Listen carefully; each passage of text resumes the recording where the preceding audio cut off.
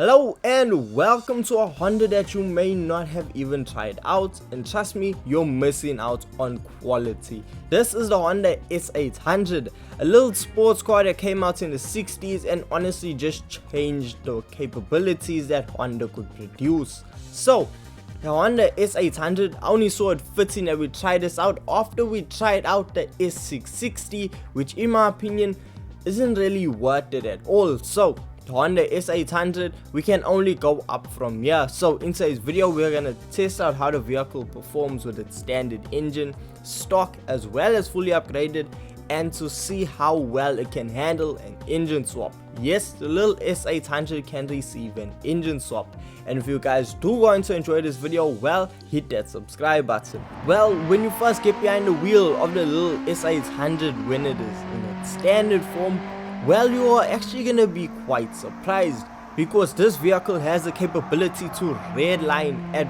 9,500 RPM, making it one of the highest revving sports vehicles produced for street use at the time. 9,500 RPM is what you see in some Porsches nowadays. The Honda S2000 had the same thing, but it's really just shocking as to how Honda was able to do this back in the 1960s. So the vehicle came with a 791cc engine, hence why the S800 they just rounded the figure up, and a 4-speed manual transmission. But this car is also described as the fastest production 1 liter in the world because of its high revving engine. The vehicle is also the first ever Honda to pass 100 miles per hour. The S800 really just shook up what Honda was capable of taking this low capacity motorcycle engine and really getting all of the power out of it, producing a staggering 70 horsepower at 8,000 RPM. This car was incredible for its time. Now the car was designed to compete against the Austin Healey Sprites, MG Midget, Triumph Spitfire, and the list just continues.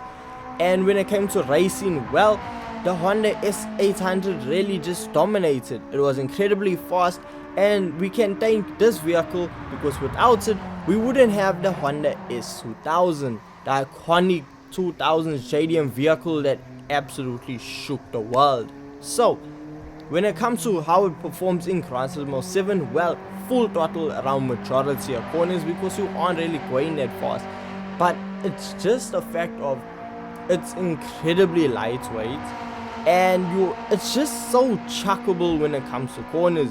You can really just throw it in and the car will handle and be like, okay, you know what, I can do this. And that's what I love about this little Honda, the fact that, okay, yes, it isn't incredibly powerful, only producing 68 brake horsepower, and just with it being front engine rear wheel drive, it allows the vehicle to slide out a little bit, and it's just simply a fun vehicle. Now the Honda S800 is incredibly fast for what the vehicle is, but once you start comparing it to other cars in Gran Turismo 7, well, then you realize, okay, it's still a slow vehicle.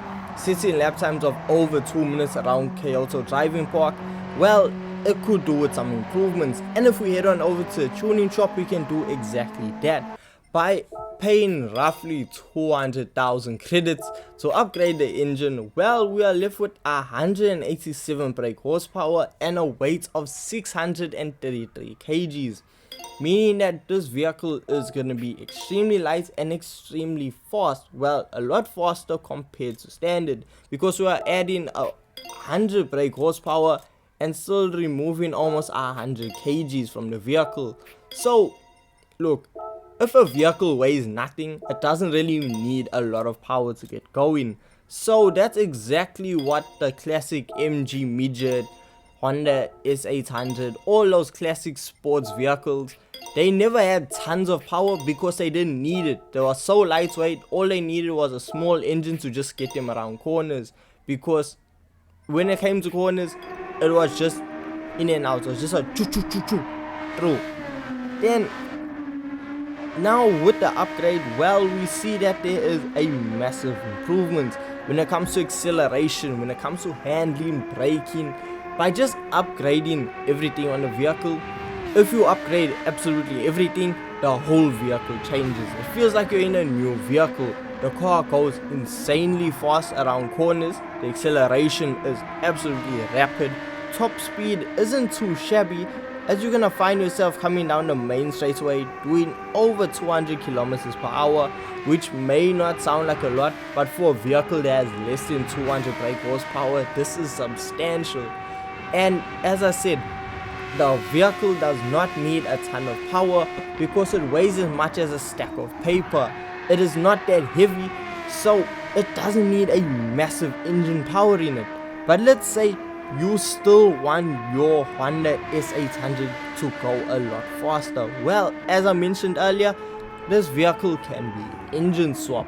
So if we head on over to GT Auto, well, we're gonna find out that we can actually spend 600,000 credits, which is quite a lot, but we get the engine from the Honda 2 and 4. This is a Honda concept vehicle which has a 999cc engine out of one of the Honda motorcycles. So putting that into a little S800 is gonna change quite a lot, especially considering the fact of, with us just engine swapping it, we see that the power jumps up to 211 brake horsepower, and it still removes weight from the vehicle. So by doing this, it means we gained a lot of power, and we can still head on over to the tuning shop and still increase that figure to 268 brake horsepower with a weight of 608 kgs. That is absolutely nothing. So now when we come around track once again, sadly we lose the iconic Honda note that this vehicle produced because it was such a good engine note, and we swap it out for a roaring motorcycle engine.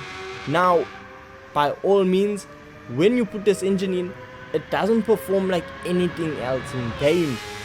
It has such a unique way of revving, and it's just such a good engine swap for the Honda S800. It is so much better compared to the S660 that we reviewed in the previous video. It's just so much better. And if you had to pick one of these vehicles to engine swap, whether you're picking the S660 or the S800, by all means go with the S800.